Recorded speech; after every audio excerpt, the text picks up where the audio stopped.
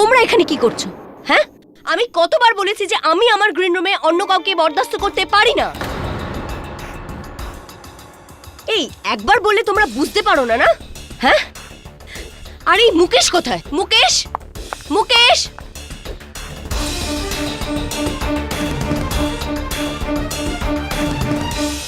আগে ম্যাডাম, কি হলো?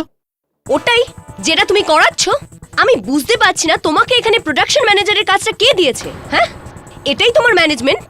কিন্তু ম্যাডাম এখন কি হলো? মুকেশ, আমি তোমায় বলেছিলাম যে আমার গ্রিন রুমটা যেন সব সময় ফাঁকা থাকে, আর তুমি এদের শেয়ার করতে দিয়ে দিয়েছো। এক্সকিউজ মি মালবিকা জি, আপনি এখানে একলা নন যে প্লে করছেন, আর আমরাও কেউ যে সে নই, আমরাও এই প্লেটার আর্টিস্ট। নম্রতা ম্যাডাম, আপনি চুপ করুন না, আমি কথা বলছি ম্যাডামের সাথে। ম্যাডাম, আই এম সরি, আগে থেকে এরকম হবে না। নেক্সট টাইম আমি শো তখনই করব যখন আমাদের কথা হয়ে যাবে। আর হ্যাঁ, এদের বার করো গ্রিন রুম থেকে। অ্যান্ড লিসেন, মেকআপের পর আমার সাথে এসে দেখা করো।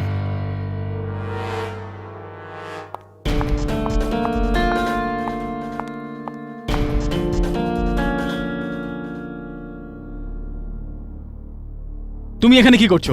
তুমি ওই সেটে সবকিছু চেক করেছো কি না? প্রপার্টি সব চেক করেছিলে তো? আর হ্যাঁ, বেলটা ঠিক করে চেক করেছিলে তো? আমি সব কিছু চেক করেছি, সব ঠিক আছে।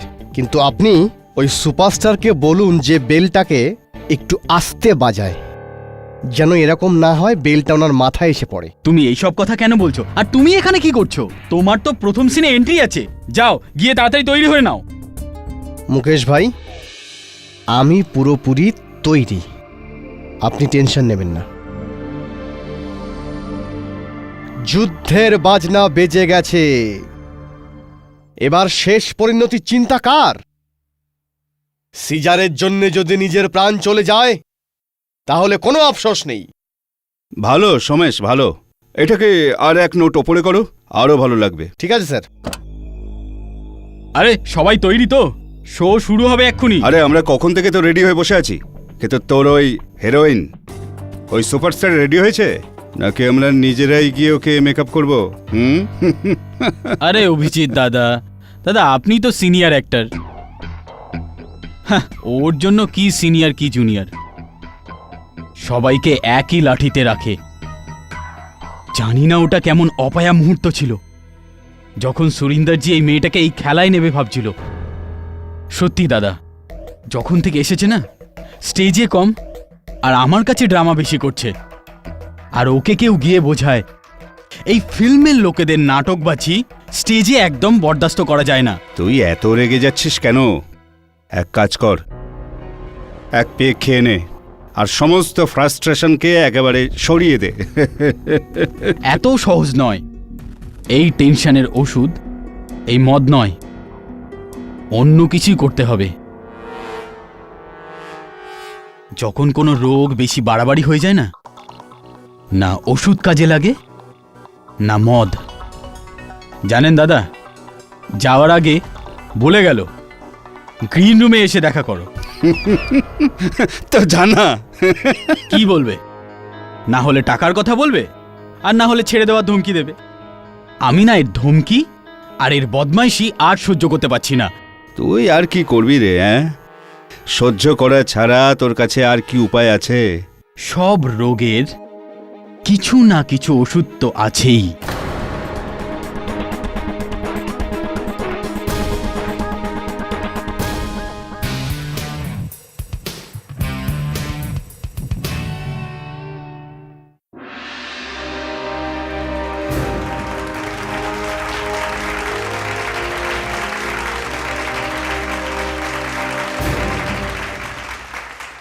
দ্য গ্রেট সিজারের সাম্রাজ্যতে এত ধ্বংস কখনো হয়নি যেরকম আজ হচ্ছে।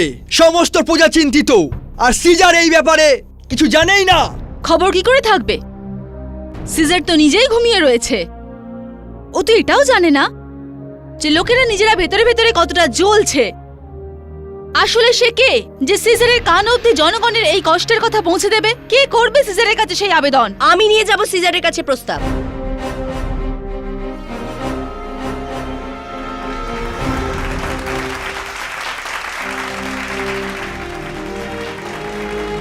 আর আমার প্রস্তাব সিজারের কান অবধি অবশ্যই পৌঁছাবে। আর আমার কথা সিজারকে তার ঘুম থেকে উঠতে বাধ্য করবে।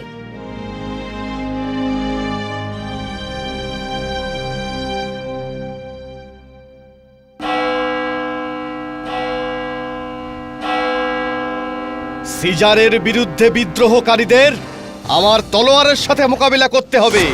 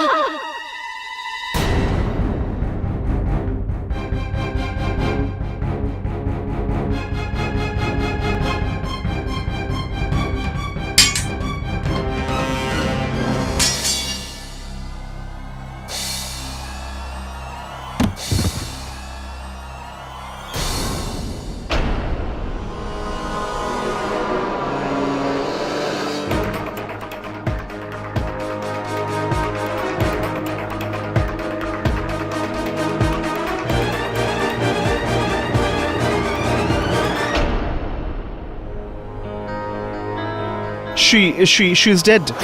কি? What?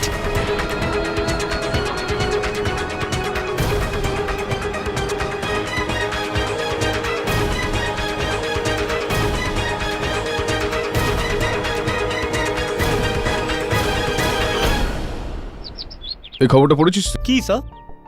রঙ্গ সম্রাট হলে একটা থিয়েটার গ্রুপ দ্বারা প্রস্তুত নাটক অন্তিম অন্তরায় চলার সময় একটি দুর্ঘটনা। নাটকের মুখ্য অভিনেত্রী মালবিকা মালহোত্রাকে হত্যার অভিযোগে ওই থিয়েটার গ্রুপেরই সদস্য রাকেশ গ্রেফতার।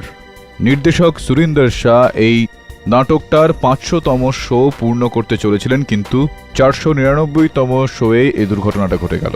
শুনেছিস তুই এই নাটকটা সম্বন্ধে কখনো? হ্যাঁ স্যার, আমি এই প্লেটার ব্যাপারে অনেক শুনেছি, খুবই সাকসেসফুল প্লে। কিন্তু গ্রুপেরই কোনো লোক শো চলতে চলতে কারোর খুন কেন করবে? এরকম বোকা বোকা কাজ কেউ করবে কেন?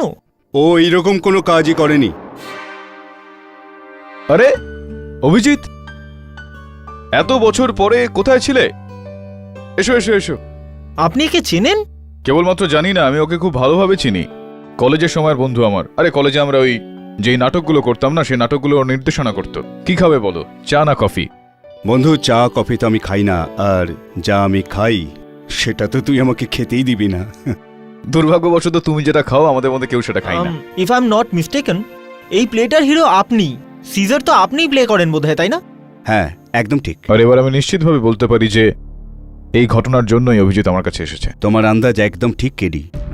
এতদিন পর এখানে আসার কারণ এটাই যে আমার বিশ্বাস আছে যে রাকেশ নির্দোষ। আমার এই বিশ্বাসটাকে, এই সত্যিটাকে কেবল তুমিই বদলাতে পারো বন্ধু।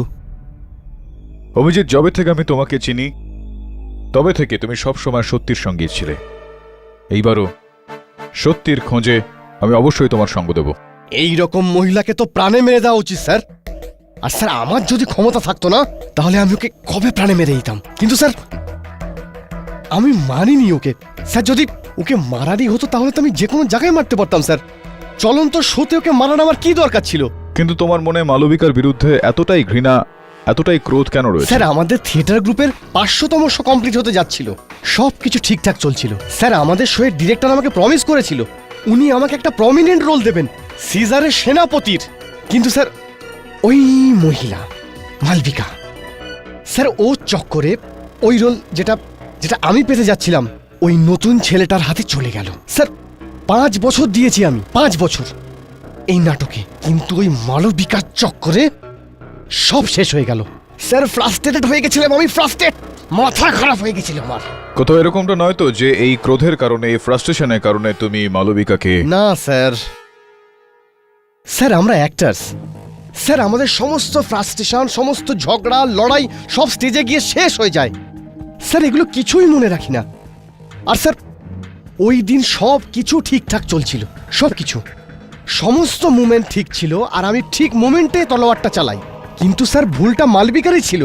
ও নিজে স্টেপ ভুল করেছিল, আর স্যার ওই তলোয়ারে বিষ লেগেছিল যার জন্য মালবিকার প্রাণ গেছে। স্যার স্যার এগুলো তো আমি জেনে বুঝে করিনি না স্যার। ইয়োর অনার, 10ই মার্চ সন্ধেবেলা রং সম্রাট অডিটোরিয়ামে বহু প্রচলিত নাটক আখরি ফারিয়াদের 499তম শো ছিল। 499। পর্দা খুলল, শো শুরু হলো। আর শোয়ের হিরোইন ভূতপূর্ব ফিল্ম অ্যাক্ট্রেস মালবিকা মালহোত্রা, যে নিজের এন্ট্রি পয়েন্টে দাঁড়িয়েছিল, স্টেজে ঢুকলো এবং নিজের ডায়লগ বলল। আর নাটকের অনুসারে ওখানে তলোয়ারবাজি শুরু। ইয়োর অনার, যেমন সব নাটকে হয় তেমন কি এই নাটকেও অ্যাক্টার্সদের সব মুভমেন্ট আগে থেকে ব্লকড ছিল। সবকিছুই পূর্ব নির্ধারিত নিয়ম অনুযায়ী চলছিল। তখনই হঠাৎ অপরাধী রাকেশ নিজে তলোয়ার দিয়ে জেনে বুঝে মালবিকার হাতে আঘাত করে।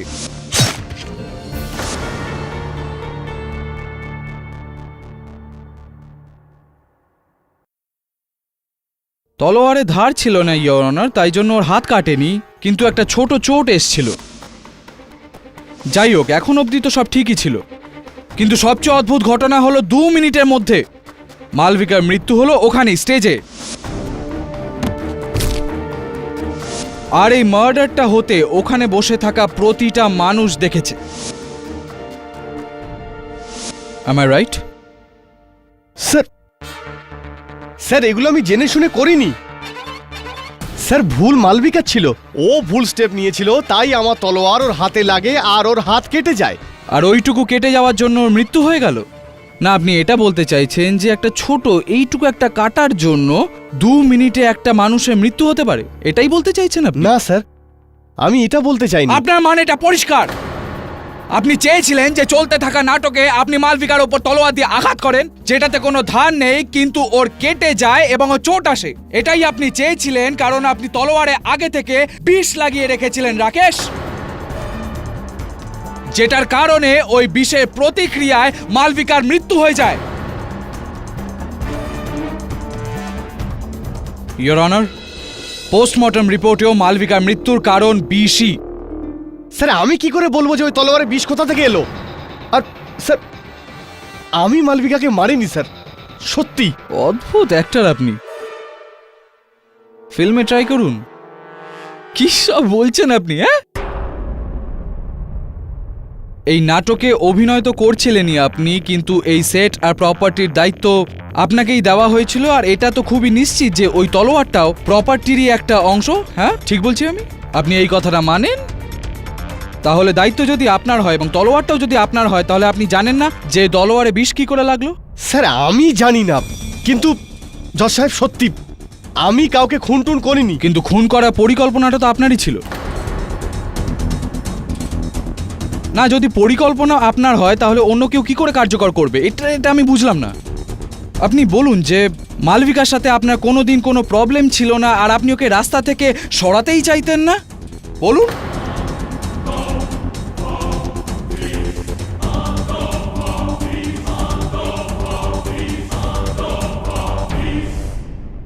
না না, নিচে কোথায় দেখছেন? লজ্জায় মাথা হেট হয়ে গেছে আপনার, বলতে পারবেন না আপনি। এই কঠিন সত্যটা আপনি স্বীকার করতে পারবেন না রাকেশ, কিন্তু আমি এই সত্যিটা প্রমাণ করেই ছাড়ব। ইয়োর অনার, নিজের এই সত্যিটা প্রমাণ করার জন্য সবচেয়ে প্রথমে আমি এই নাটকের প্রডিউসার, এই যে আখরি ফারিয়াদি নাটকটা আছে তার প্রডিউসার শ্রী সুরিন্দর শাহকে কাঠগড়ায় ডাকার জন্য অনুমতি চাইব। অনুমতি দিচ্ছি। মিস্টার সুরিন্দর শাহ, আপনার এই যে নাটক আছে আখরি ফারিয়াদি, 499 শোজ, খুব বড় ব্যাপার এটা। এতগুলো পারফরমেন্স, এত বড় ব্যাপার যখন, এটা নিশ্চিত যে ওই দিন যখন শো চলছিল তখন আপনিও ওখানে অডিটোরিয়ামে ছিলেন? আগে হ্যাঁ। আপনি কি এই ব্যাপারে একটু আলোকপাত করতে পারেন যে এই যে মালবিকা আর রাকেশের সম্পর্কর ব্যাপারে বলতে পারেন? দেখুন, এই বিষয়ে আমি খুব একটা বেশি জানি না, কিন্তু হ্যাঁ, মালবিকাকে আমি এই ফিল্মে নিয়ে এসেছিলাম, তার জন্য ওকে ভালো রকম টাকাও দিচ্ছিলাম আমি। আপনারা তো জানেন, ফিল্মে লোকেদের দেখবার জন্য লোকে নাটক দেখতে আসে, না হলে নাটক ইনভেস্ট করা কোনো বুদ্ধিমান লোকে করবে না। যাকে বাদ দিন, আমাকে এইটা বলুন সুরিন্দর বাবু যে এই রিহার্সালসে চলাকালীন রাকেশ আর মালবিকা দেবীর মধ্যে কোনো মিসআন্ডারস্ট্যান্ডিং ঝগড়া কিছু হয়েছিল? দেখুন, এই বিষয়ে আমি কিছুই বলতে পারবো না, কিন্তু হ্যাঁ, যদি এই ব্যাপারে কারো কিছু জানা থাকে সেটাই নাটক ডিরেক্টর অনিরুদ্ধই বলতে পারবে। একটা কথা বলুন আমাকে অনিরুদ্ধ বাবু, যে আপনার এই যে নাটক আখরি ফরিয়াদি, এটা লাস্ট দুটো শোয়ের আগে ৩রা মার্চ যখন রিহার্সাল চলছিল তখন আপনি রাকেশ মালবিকার মধ্যে কিছু হতে দেখেছেন? আমি রাকেশকে লাস্ট দুটো শোয়ে সিজারের একজন সেনাপতি ক্যারেক্টারের জন্য প্রমিস করেছিলাম। হ্যাঁ, বাট মালবিকার কথায় আমাকে এই প্রমিসটা ভাঙতে হলো, আর সেই রোলটা সোমেশকে দিতে হলো, যার ওপর রাকেশ খুবই রেগেছিল। আর এই কথাটা নিয়ে সেদিনও আমার আর মালবিকার সঙ্গে খুব ঝগড়া করেছিল। এক্স্যাক্টলি, ইউ আর রাইট, এটাই হয়েছিল ইওর অনার। একটা ছোট রোলের জন্য রাকেশ নিজের সামনের পথের কাঁটা সরিয়ে দেয়, যেটা ওনার চোখে ফুটছিল। ছাড়ুন, এটা তো ৩রা মার্চের গল্প, আমরা আলোকপাত করি 10ই মার্চ এর রাতে, যখন এই শোটা পারফর্ম হচ্ছিল এবং মালবিকা দেবীর মৃত্যু হয়। আর এই জন্য আমি চাই এই নাটকের প্রোডাকশন ম্যানেজার মিস্টার মুকেশ ত্রিবেদীকে কাঠগড়ায় হাজির করা হোক। মুকেশ বাবু, রাকেশ আর মালবিকা দেবীর সম্পর্ক খুব একটা ভালো ছিল না, মনোমালিন্য ছিল। আর রাকেশ নিজের রাগের ওপর কন্ট্রোল করতে পারতো না, নিজে বসে থাকতো না, এটা তো সবাই জানে। আমাকে এটা বলুন যে ওই রাতে 10ই মার্চের রাতে যখন শোটা পারফর্ম হচ্ছিল, এমন কোনো ঘটনা ঘটেছিল যেটাতে রাকেশের ওপর সন্দেহ করা যায়? শো শুরু হওয়ার আগে আমি রাকেশকে বলেছিলাম বেলটা ভালো করে চেক করে নিতে, আর সমস্ত প্রপার্টিসগুলোও একবার চেক করে নিতে। ওই সময়ও রাকেশ মালবিকার উপরে খুব রেগেই ছিল, কিন্তু আমি এটা জানতাম না যে প্লে চলাকালীন এইভাবে ও প্রতিশোধ তুলবে। আরে জসপাল বাবু, বসে বসে ক্লান্ত হয়ে গেলাম। কেমন হয় যে যদি আপনার কোনো রকম আপত্তি না থাকে তো আমি কিছু জিজ্ঞাসাবাদ করি আর আপনি কিছুক্ষণ বসে। I was missing you sir, please. ধন্যবাদ। হ্যাঁ, তো মাননীয় নাটকের প্রোডাকশন ম্যানেজার সাহেব, এই কথাটা হয়ে গিয়েছে আদালতে যে এই রাকেশ মালবিকার ওপর রেগেছিল, তো আপনিও এটা মনে করেন যে ওই রাগের কারণেই রাকেশ ওই তলোয়ার দিয়ে মেরেছে মালবিকাকে? এতে মানার কথা কি আছে? এই সব কিছু তো আমি নিজের চোখে দেখেছি, আর এই কথাটা তো সবাই জানে যে রাকেশের তরবারি থেকে মালবিকার চোট এসেছিল।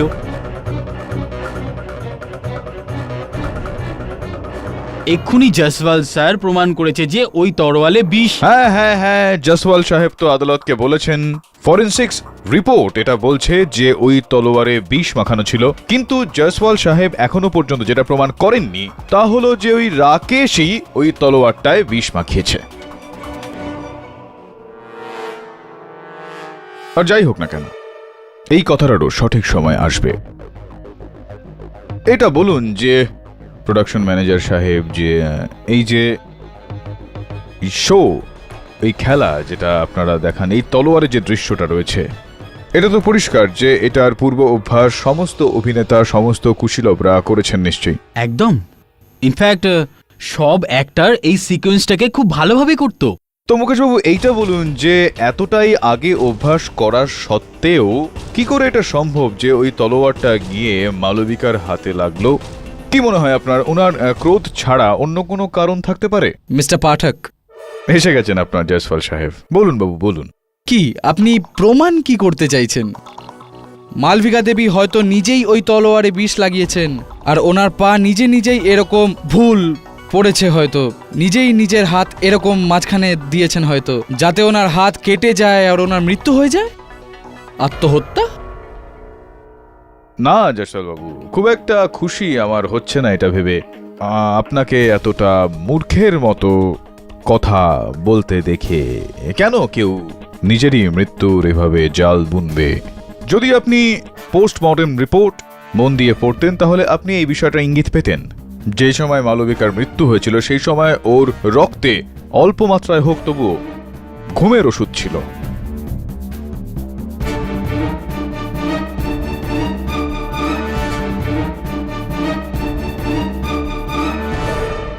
তাহলে এটা কি সম্ভব নয় যে ওই ঘুমের ওষুধের প্রভাবের কারণে ওনার পা একটু হড়কে গিয়েছিল, আর অভ্যাস করা রাকেশ ওই তলোয়ারটা ঠিকভাবেই ছুঁড়েছিল, কিন্তু মালবিকার হাতটা মাঝখানে চলে আসলো? সম্ভব এটা?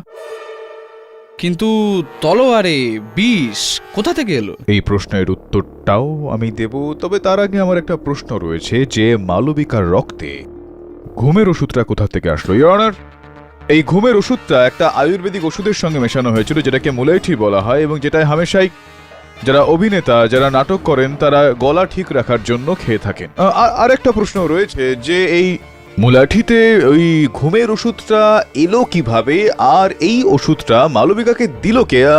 আপনি তো জানবেন নিশ্চয়ই মুকেশ বাবু, আপনি তো দেখাশোনা করেন এই সব কিছু, তো কে দিয়েছিল এই মুলাঠিটা মালবিকাকে?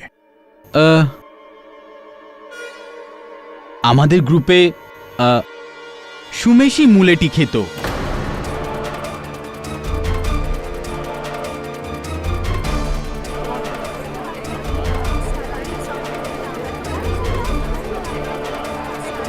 হ্যাঁ স্যার, এই ব্যাপারটা সত্যি যে আমি মুলেঠি ব্যবহার করি, আর সেই দিন আমি মালবিকা দেবীকে মুলেঠি দিয়েছিলাম, কারণ স্যার সেদিন তার গলাটা রীতিমতো খসখস করছিল তাই। কিন্তু স্যার আমি মুলেঠিতে কিছুই মেশাইনি।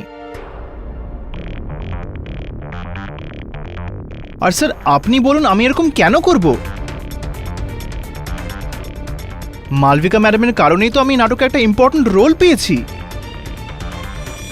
মুলাইঠি আপনার কাছে ছিল, আপনি মালবিকাকে দিয়েছিলেন, কিন্তু আপনি তার মধ্যে ঘুমের ওষুধ মেশাননি। তাহলে কে করতে পারে এটা? কে করতে পারে এই কাজটা আপনার অনুসারে? স্যার যে কেউ করতে পারে, রাকেশ করতে পারে। আপনার কাছে যেই মুলাঠিটা ছিল সেটার মধ্যে ঘুমের ওষুধ মিশাবে রাকেশ?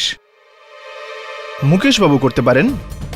আচ্ছা, মুকেশ বাবুও করতে পারেন। স্যার কারণ আমাদের গ্রুপের প্রত্যেকেই মালবিকার ওপর রীতিমতো রেগেছিল, সেই কারণে। আর হ্যাঁ স্যার, এছাড়া বলতে গেলে অশোক বাবুও করতে পারেন স্যার, কেননা মালবিকার অশোক বাবুর মধ্যে অনেক দিন ধরেই কিছু একটা চলছিল, আর এই ব্যাপারটা সবাই জানতো। আর সেদিন সন্ধেবেলা আমিও উইংসের মধ্যে দিয়ে দেখেছিলাম ওরা দুজন ঝগড়া করছিল। স্যার অশোক মালবিকার থেকে দূরে যেতে চেয়েছিল, আর মালবিকার ব্যাপারটা নিয়ে ভীষণই রেগেছিল, সেই কারণে। হ্যাঁ এটা সত্যি, আমার আর মালবিকার মধ্যে একটা সম্পর্ক ছিল, আর আমি ওই সম্পর্ক থেকে বেরোতে চাইছিলাম। আচ্ছা, আপনি ওই সম্পর্ক থেকে বেরিয়ে আসতে চাইছিলেন, আপনি ওই সম্পর্কটা ভাঙতে চাইছিলেন, তো আপনি ওই রাকেশের তলোয়ারের ধারে বিষ লাগিয়েছিলেন, হয়তো আপনি মালবিকার মুলেঠির মধ্যে ঘুমের ওষুধ মিশিয়েছিলেন, আর যে কারণে এই ঘটনাটা ঘটলো। না, এটা সত্যি না। আমি কেন মালবিকাকে মারতে চাইবো? নিজের বিবাহিত জীবনকে বাঁচানোর জন্য কখনো সখনো। জজ সাহেব এটা মিথ্যে।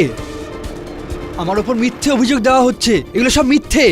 ইনফ্যাক্ট যেদিন মালবিকার মার্ডার হয়েছিল ওই দিন আমি স্টেজে ছাড়া পার্সোনালি আর কোথাও দেখাও করিনি। Relax Ashok Babu, relax your honour. KD পাঠক সাহেব এই কেসটাকে এমনি ঘোরাচ্ছেন গোল গোল, কেন জানি না, টাইম ওয়েস্ট করছেন। যখন সব সাক্ষীদের এবং তাদের বয়ানে এটা পরিষ্কার যে রাকেশ আর মালবিকার ঝগড়া ছিল, রাকেশের তলোয়ারে মালবিকার আঘাত পায় এবং রাকেশের তলোয়ারে বিষ ছিল। আর হ্যাঁ, যতদূর আপনার ওই মুলাইঠিতে ঘুমের ওষুধ মিশিয়ে দেওয়ার প্রশ্নটা ছিল, হতে পারে পাঠক সাহেব যে ওই ঘুমের ওষুধটা রাকেশ মিশিয়েছিল। না, যেরমভাবে আপনি দোষারোপ করলেন ওই ভদ্রলোককে, অশোকবাবুকে, সেরমভাবেই যাতে মালবিকা দেবী ঘুমিয়ে থাকেন, উনি ভুল পদক্ষেপ নেন, ওনার হাত মাঝখানে চলে আসে, আর রাকেশ। নাটকের মধ্যে নাটক ইওর অনার, এবার আদালতেও আরেকটা নতুন নাটক, নতুন একটা গল্প গল্প। নয় পাঠক সাহেব, তথ্য এটা।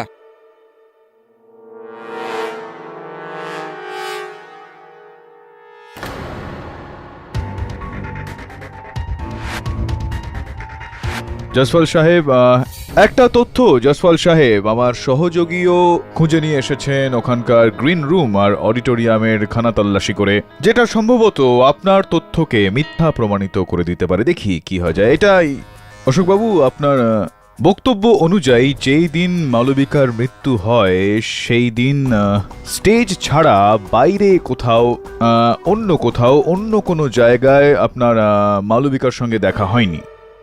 আগে আগে হ্যাঁ। চলুন আপনার বাকি কথাগুলোর মতো এই কথাটাও আমরা মেনে নিচ্ছি। এইটা বলুন যে এই খেলায়, এই নাটকে যতজন কুশীলব রয়েছেন তাদের জামার ওপরে একটা ব্রোচ হয় না, ছিল না ব্রোচ একটা এখানে আগে আগে হ্যাঁ। কিন্তু আপনার বস্ত্র থেকে সেই ব্রোচটা বেপাত্তা হারিয়ে গেছে, কোথায় চলে গেল? আগে আমি কি জানি, অন্য কোথাও পড়ে গেছিল হয়তো। কোথায় কোথায় পড়ে যেতে পারে? এই এই এই এই যে ব্রোচটা রয়েছে, এটা দেখুন, এটা আপনার জামা থেকে পড়েছে কিনা? আমি এইটা বুঝতে পারছি না অশোকবাবু, যে যখন আপনার সঙ্গে মালবিকা দেবীর কোথাও আপনারই বক্তব্য অনুযায়ী বাইরে কোথাও দেখা হয়নি, তাহলে আপনার বস্ত্র থেকে আপনার এই ব্রোচ মালবিকা দেবীর গ্রিন রুমে গেল কি করে?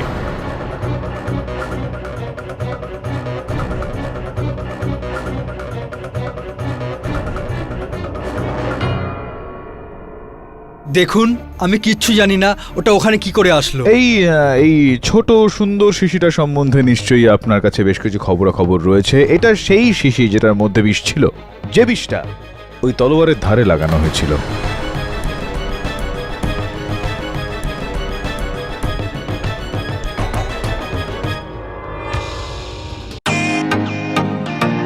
Welcome to Beaton world, how may I assist you? নতুন ফ্ল্যাটের জন্য একটা স্ট্যান্ড ফ্যান আর কুলার নেব। এই পচা গরম থেকে একটু স্বস্তি চাই। বাজার চলতে সব ব্র্যান্ড তো আর ভরসাযোগ্য নয়। তার জন্য তো আমাদের ফ্যান আছে, all purpose bullet table fan, ceiling fan. আমাদের সিলিং ফ্যান কিন্তু 30 মাসের ওয়ারেন্টি সহ পাওয়া যায়।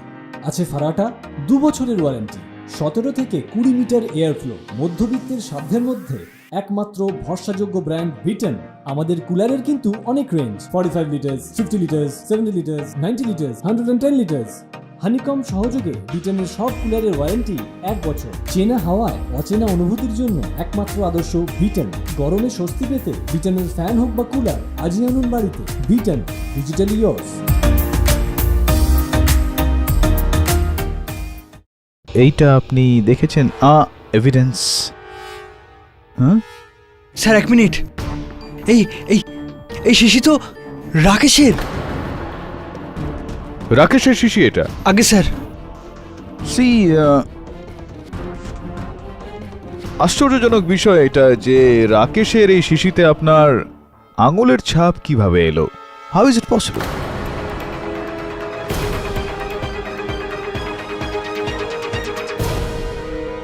স্যার, স্যার এটা ষড়যন্ত্র। স্যার, ও আমাকে ফাঁসাতে চাইছে স্যার। স্যার, এই শিশিটা রাকেশের হোমিওপ্যাথি ওষুধের শিশি। স্যার, আগের দিন যখন আমি গ্রিন রুমে গেছিলাম তো রাকেশ ওখানে আগে থেকেই বসেছিল, আর স্যার ও আমাকে আসতে দেখেই ওখান থেকে চলে গেল।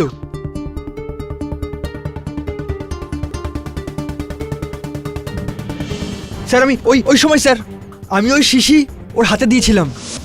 আর হ্যাঁ হ্যাঁ স্যার, স্যার ও ওই সময় ওই শিশি ও রুমাল দিয়ে ধরে স্যার। স্যার, ওই জন্যই আমার আঙুলের ছাপ এখানে এসে গেছে হয়তো। স্যার, আমি আর কিছুই জানি না স্যার, আমার এর মধ্যে কোনো হাত নেই স্যার, আমি সত্যি বলছি স্যার। রাকেশ, বল না, বলছিস না কেন? এটা কি সত্যি? বল না, চুপ কেন?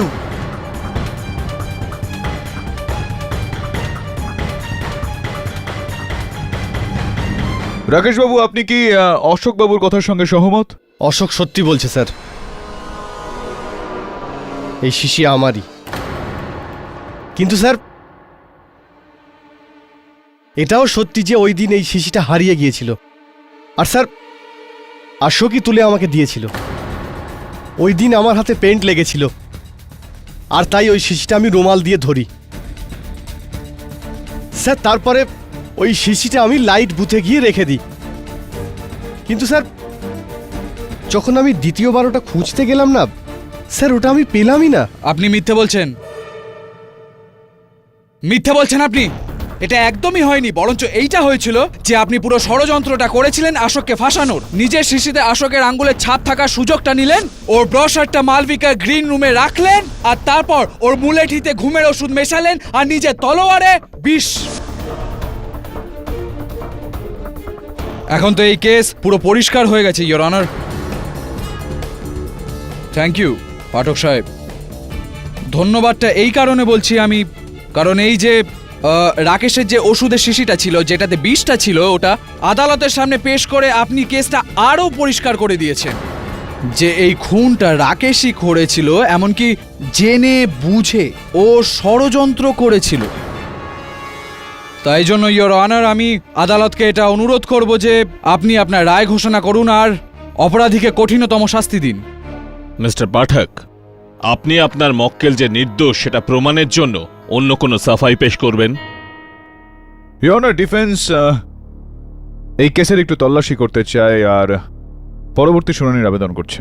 ইয়োর অনার, এই এটা আদালত আপনাকে আপনার মক্কেলের নির্দোষিতা প্রমাণের জন্য 4 দিন সময় দিচ্ছে।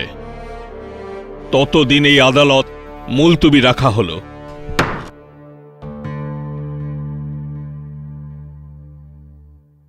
অশোকের কাছে মালবিকাকে মারার সব থেকে বড় মোটিভ ছিল স্যার। মালবিকা ওর জীবনে অনেক ঝামেলা করছিল। আমি তো এখনো পুরো বিশ্বাস করি মালবিকার হত্যাতে আর কারণ নয়, অশোকেরই হাত আছে। তুই চল, আমরা একবার যাই। কোথায় স্যার? প্রডিউসার সুরেন্দ্র শাহ আদালতের কাছ থেকে বিশেষ পারমিশন নিয়ে 500তম শো করছে। চল দেখে আসি। 500খানা শো করা খুব একটা সহজ কথা নয় বরুণ। কোথায় যাচ্ছেন? আরে ভাই আমার, কোথায় যাচ্ছেন? Sorry sir. উঠিয়ে নিন, উঠিয়ে নিন। মুখটা এরকম ফ্যাকাশে দেখাচ্ছে কেন আপনার? আমরা আপনার 500তম শো দেখতে আসলাম, পছন্দ হয়নি আপনার? না স্যার, সেরকম কোনো ব্যাপার না। আচ্ছা আচ্ছা আচ্ছা। বাকি সহ অভিনেতারা কোথায় আপনার? স্যার, বাকি সবাই তো স্টেজে আছে। যাই হোক, সেকেন্ড বেল বেজে গেছে, আপনারাও অডিটোরিয়ামে চলুন না। স্যার, আমার একটা জরুরি কাজ পড়ে গেছে, আমি একটু ঘুরে আসছি। হ্যাঁ, আসুন আসুন, যা দেখে।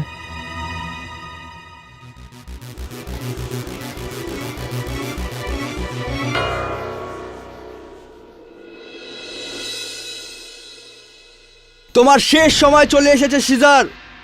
আবামের কথা আর তুমি আটকাতে পারবে না। সিজারের বিশাল বাহিনীর সামনে জনসাধারণ কি করবে? গ্রেপ্তার করো একে। চলো। মনে হয় তুমি আবামের ক্ষমতা সম্পর্কে কিছু জানো না। সিজার, ভালো হবে না।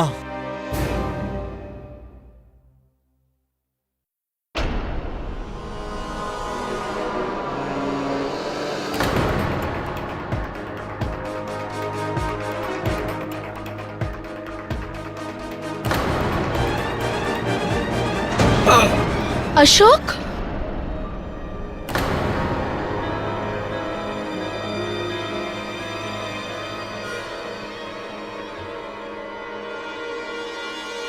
He's dead. What?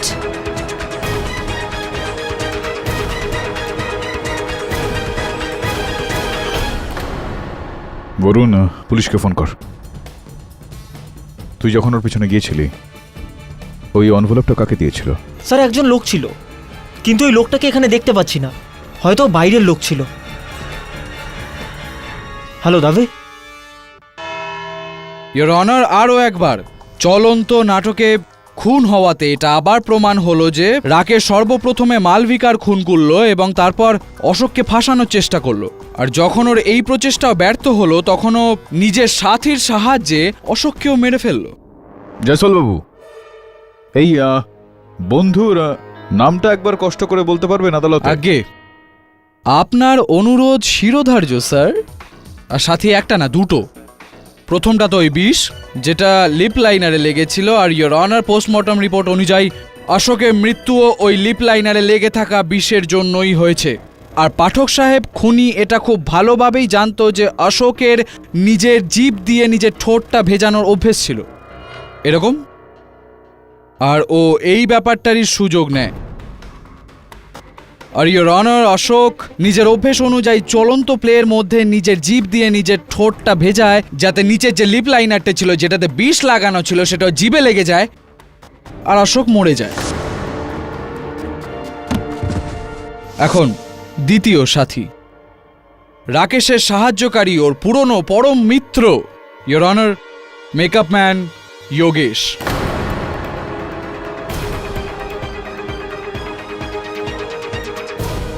Yogesh babu সবার মেকআপ হয়ে যাওয়ার পরে একদম লাস্টে এন্ট্রি হওয়ার আগে আপনি স্টেজে অশোক বাবুর ঠোঁটের নিচে লিপ লাইনার কেন লাগালেন আপনি বলতে পারেন? মেকআপের পরেই আমি সবসময় টাচ আপ করি স্টেজে।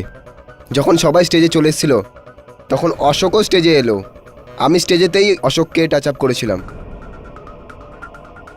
এই লিপ লাইনারটা দিয়েই?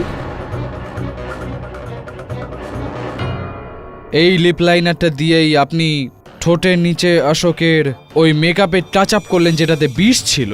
Yes yes your honour. আর এই লিপ লাইনারে সেই বিষটাই আছে যেটা রাকেশের তলোয়ারে ছিল, যেটা দিয়ে মালবিকার মৃত্যু হয়।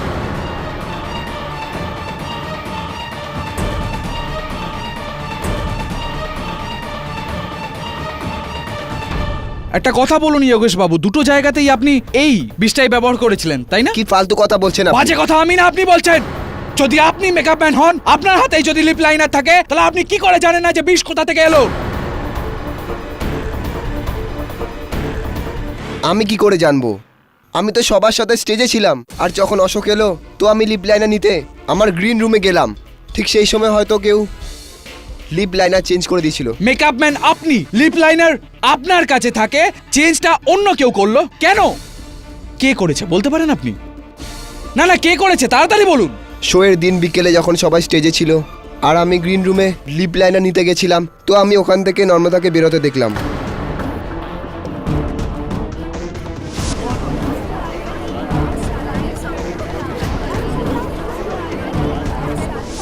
নম্রতা দেবী, সবার আগে তো আপনাকে অনেক অনেক ধন্যবাদ। অন্ততপক্ষে আপনি মালবিকার জায়গাটা তো নিয়ে নিলেন। ক্ষমা করবেন স্যার, আমি আপনার কথা বুঝতে পারছি। মানে এই যে নাটকটা রয়েছে, যে খেলাটা, যে অন্তিম অন্তরা, এখানে আপনি মুখ্য ভূমিকায় অভিনয় করছেন। সমস্ত কুশীলবেরই এটা ইচ্ছা থাকে, এটা চেষ্টা থাকে যে সে মুখ্য ভূমিকায় অভিনয় করে। আগে হ্যাঁ, কিন্তু এর মধ্যে খারাপটা কি? খারাপটাই তো রয়েছে। মুখ্য চরিত্রটা পাওয়ার জন্য বাকি কুশীলবদের রাস্তা থেকে এইভাবে সরিয়ে দেওয়ার। আপনি কি বলতে চাইছেন? আমি এটা বলতে চাইছি নম্রতা দেবী, যে প্রথমে আপনি বিষের ব্যবহারটা করে মালবিকা দেবীকে রাস্তা থেকে সরিয়ে দিয়ে তারপর ওই বিষের ব্যবহার করেই আপনি অশোককেও খুন করেছেন। কেডি কেন জোর জবরদস্তি আপনি নম্রতার মুখে কথা ফোটাতে চাইছেন? আদালতে এটা তো প্রমাণ হয়ে গেছে যে মালবিকার মৃত্যুর জন্য রাকেশ দায়ী। এখানে অশোকের খুনের ব্যাপারে আপনি হয়তো নম্রতাকে এইখানে এই কাঠগড়ায় ডেকেছেন, ভুলে গেলেন আপনি, হয়তো খুব স্ট্রেসে আছেন আপনি। Why don't you take a break? না না, স্ট্রেসের জন্য এরকম ভাবনায় ডুবে যাওয়া নট গুড। জসওয়াল সাহেব, আমি ভাবের ঘুরে কথা বলছি না, কিন্তু আপনার ভাবনা চিন্তার আভাব দেখে আমার মনে হচ্ছে যে এবার আমাকে ইনাকে শুধুমাত্র অশোক বাবুর হত্যার ঘটনা নিয়েই প্রশ্ন করা উচিত। আপনি বসুন না, একটু জলটল খান এই স্ট্রেসটার জন্য। হ্যাঁ, তো নম্রতা দেবী, মেকআপ ম্যান যোগেশের বক্তব্য অনুযায়ী যখন সমস্ত কুশীলবরা ওই মঞ্চে উপস্থিত ছিলেন তখন আপনি সেখানে ছিলেন না, গ্রিন রুমে ছিলেন। এটা পুরোপুরি মিথ্যে অভিযোগ আমার উপর, আর এই লোকটা মিথ্যে কথা বলছে। আমি গ্রিন রুমে যাইনি। নম্রতা দেবী, আপনার এই কথাটা স্পষ্ট আমরা করতে পারি বাকি যারা যারা রয়েছে এখানে আদালতে উপস্থিত তাদের বক্তব্যে। তাই ভেবে চিনতে আপনি উত্তরটা দিন যে আপনি গ্রিন রুমে ছিলেন না ছিলেন না, পুরো সময়টা ধরে স্টেজে ছিলেন নাকি ছিলেন না, ছিলেন কি না? আগে না, আমি পুরো সময় স্টেজে ছিলাম না। রাইট, তো কোথায় ছিলেন আপনি? গ্রিন রুমে।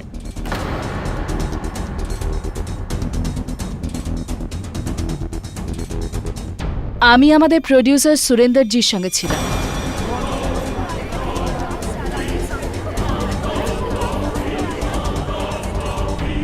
আগে হ্যাঁ, এটাই সত্যি, নম্রতা আমার সঙ্গেই ছিল।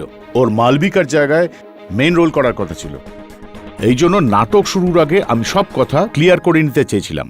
থ্যাংক ইউ, আপনি সব কথা এরকম আদালতের সামনে পরিষ্কারভাবে ক্লিয়ার করে দিলেন, তার জন্য thank you mister Shaw. KD sir, এখন তো আপনার ভ্রমটা নিশ্চয়ই দূর হয়ে গেছে যে যোগেশ মিথ্যে কথা বলছে না, কারণ যদি নম্রতা গ্রিন রুমে যায়নি তাহলে যোগেশ ওকে গ্রিন রুমে দেখলো কি করে? Not possible. কিন্তু এইটা পসিবল হতে পারে যে যোগেশ আর রাকেশ দুজনে মিলে মালবিকা আর অশোকের খুন করেছে। ইয়োর অনার, আমি এটা চাই যে এই আদালত যোগেশকে রাকেশের সঙ্গ দেওয়ার অপরাধে আর অশোকের খুন করার অপরাধে হেফাজতে নেওয়ার হুকুম দিক।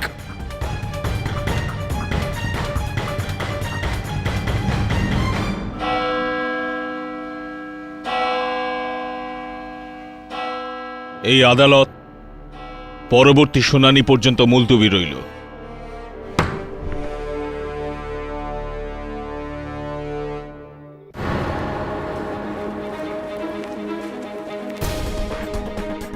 কেডি স্যার, এটা সেই লোকটাই। স্যার আমি এক্ষুনি আসছি। স্যার আই জাস্ট কাম।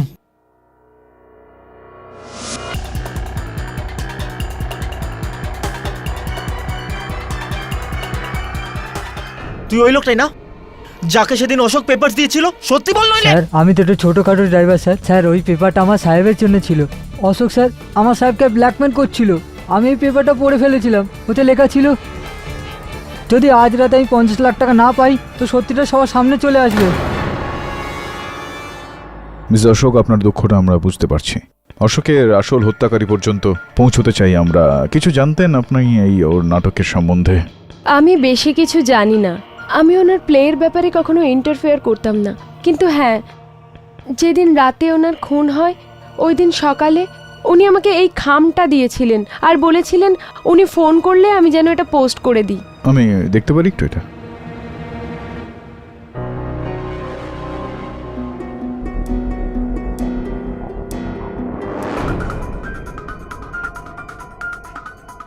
আমি আপনার আর নম্রতার যে সমস্ত কথাগুলো শুনেছিলাম সেটা রেকর্ডও করে ফেলেছি। আর যদি এটা আপনার কাছে পৌঁছে যায় তাহলে ধরে নেবেন যে আমি পয়সাটা পেয়ে গিয়েছি আর আপনি আপনার জীবন অশোক। নম্রতা নাম্বার আছে তোর কাছে? হ্যাঁ স্যার, ওর বাড়ি নাম্বার আছে। তাড়াতাড়ি কর। হ্যালো, আমি কি নম্রতার সঙ্গে কথা বলতে পারি? আপনি ওর মোবাইল নাম্বারটা দেবেন? Alright, thank you. KD sir, Namrata mobile phone বাড়িতে রেখে গেছে আর ও অডিটোরিয়ামে গেছে।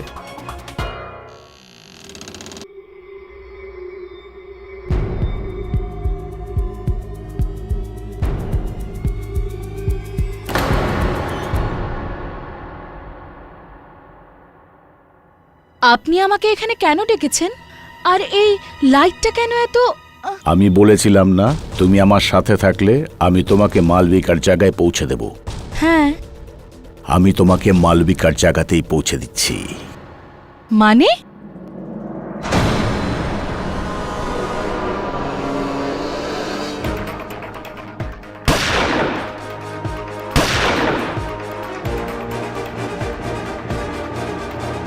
এবার তোমার কাছে পালানোর কোনো পথ নেই। ইয়নার এই গোটা বিষয়টা জলের মতো পরিষ্কার হয়ে গিয়েছে। বিরুদ্ধ পক্ষের কাছে এই গুরুত্বপূর্ণ সাক্ষী রয়েছে যে অশোক আর মালবিকাকে হত্যা না রাকেশ করেছে না যোগেশ, এর মধ্যে তৃতীয় একজন ব্যক্তির হাত রয়েছে।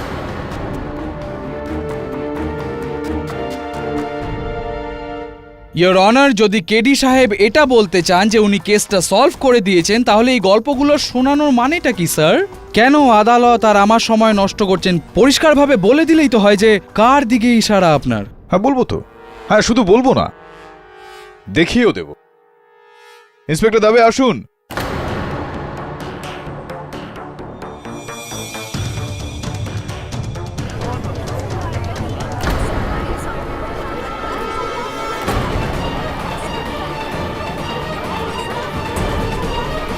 নম্রতা দেবী, কাল রাত্রে যেটা হয়েছে অডিটোরিয়ামে, আপনার মৃত্যু হতে পারত। এটা তো ভালো যে সঠিক সময়ে আমরা সত্যিটার খবর পেয়ে যাই আর আপনার প্রাণ বেঁচে যায়। একটা কথা বলুন, যে মালবিকার জায়গায় যাওয়ার জন্য আপনি এসব করলেন, কেন করলেন এইসব? বলুন নম্রতা দেবী, কেন করলেন আপনি? আমি মালবিকার হিউমিলিয়েশনের জন্য চিন্তিত হয়ে পড়েছিলাম, ক্লান্ত হয়ে পড়েছিলাম। আমি জানতাম যে ও যতক্ষণ আমাদের গ্রুপে থাকবে আমি শুধু সাইড রোলই করতে থাকবো। এই জন্য যখন আমায় তোমার ভিতরে মালবিকার মতো বড় হবার ক্ষমতা আছে। ঠিক আমি যেভাবে বলে যাব ঠিক সেরকমই করতে থাকো, তুমিও মালবিকার মতো বিখ্যাত হয়ে যাবে। Thank you. আমি সেই রকমই করছিলাম যা আমাকে বলা হয়েছিল। হ্যাঁ, আমি রাকেশের শিশির উপর, যার মধ্যে অশোকের ফিঙ্গারপ্রিন্ট ছিল, ওটা লাইট বোর্ড থেকে উঠিয়েছিলাম আর আর ওইটাতে বিষ লাগিয়ে দিলাম আর ওইটাকে রাকেশের তলোয়ারে লাগিয়ে দিলাম। আর যখন যখন সোমেশ মালবিকাকে মুলাইটি দিয়ে বেরোচ্ছিল তখন আমি ওটা সুযোগ নিলাম আর আমি ওটাতে ঘুমের ওষুধ মিশিয়ে দিলাম।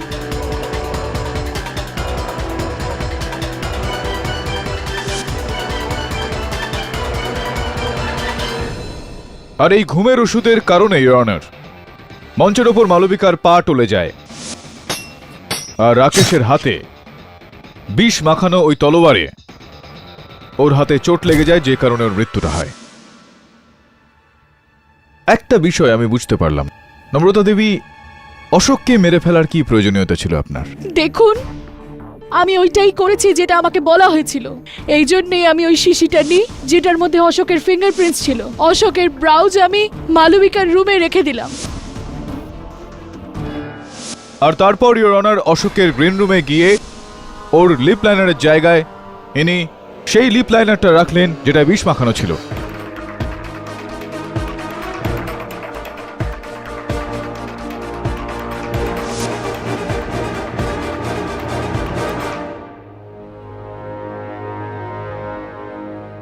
অশোককে মেরে ফেলা এই কারণেই আবশ্যক হয়ে পড়েছিল ইওর অনার, কারণ অশোক ওর সমস্ত কথা শুনে ফেলেছিল, আর শুধু শোনেইনি, রেকর্ডও করেছিল।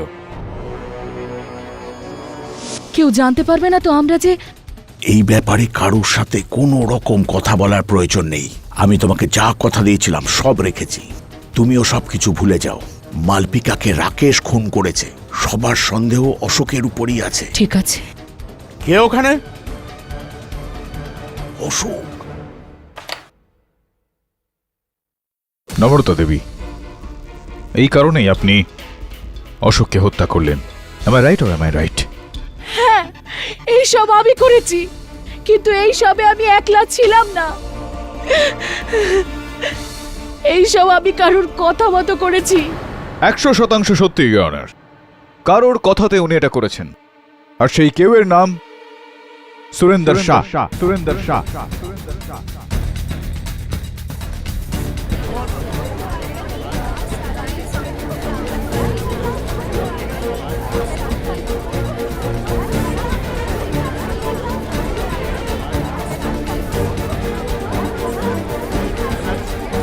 Order, order. সুরেন্দ্রবাবু, আপনার সহকারী এই আদালতে তার বক্তব্য জানিয়েছেন। সমস্ত সাক্ষী আপনার সামনে রয়েছে। আপনাকে ইন্সপেক্টর দাবে নম্রতা দেবীর ওপর গুলি চালানোর সময় হাতে নাতে ধরে ফেলেন।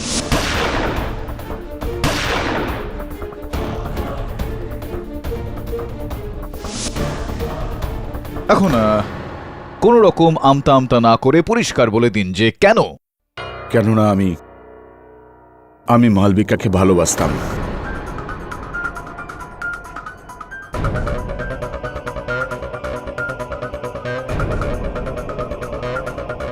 কিন্তু ওর কারোর ইমোশনের প্রতি কোনো পরোয়া ছিল না। ও শুধু আমার টাকা পয়সা নিয়ে ফুর্তি করছিল।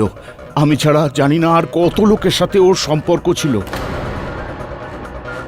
কিন্তু যখন আমি জানতে পারলাম যে ওর অ্যাফেয়ার অশোকের সঙ্গেও চলছে আর অশোকের উপর বিয়ের জন্য চাপ সৃষ্টি করছে, তখন আমি এই ব্যাপারে ওর সাথে কথা বলতে যাই। ওই এক কানাখড়ির মহিলা আমাকে খুব বাজে একটা গালি দিল। ও এমনকি এও বলতে ছাড়লো না যে আমার নাকি ওর সঙ্গে সম্পর্ক করার ক্ষমতা নেই, তাই ও অশোকের কাছে গেছে। আমি একদম পুরোপুরি ভেঙে পড়েছিলাম। তখন আমি ভাবলাম যে মালবিকারই পৃথিবীতে বেঁচে থাকার কোনো রকম অধিকার নেই। তখন নম্রতাকে আমি নিজের দিকে টানলাম, ওকে মেইন লিড রোল দেবার লোভ দেখিয়ে। আর এইভাবে আমি নম্রতাকে দিয়ে মালবিকাকে খুন করিয়ে দিয়েছি। আর এই কারণে বেচারা অশোককেও মেরে ফেলা আবশ্যক হলো। অশোক আর মালবিকাকে খুন করার জন্য আমার কোনো আফসোস নেই।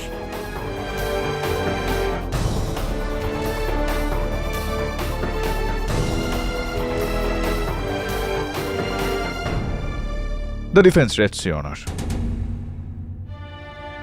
এই আদালত রাকেশ ত্রিপাঠীকে এই কেস থেকে সসম্মানে মুক্তি দিচ্ছে। আর মালবিকা মালহোত্রা এবং অশোক ত্যাগীর হত্যার অপরাধে নম্রতা মাথুর আর সুরেন্দ্র শাহকে আইনি হেফাজতে নিয়ে ওদের উপর মোকদ্দমা চালানোর হুকুম দিচ্ছে। The case is closed.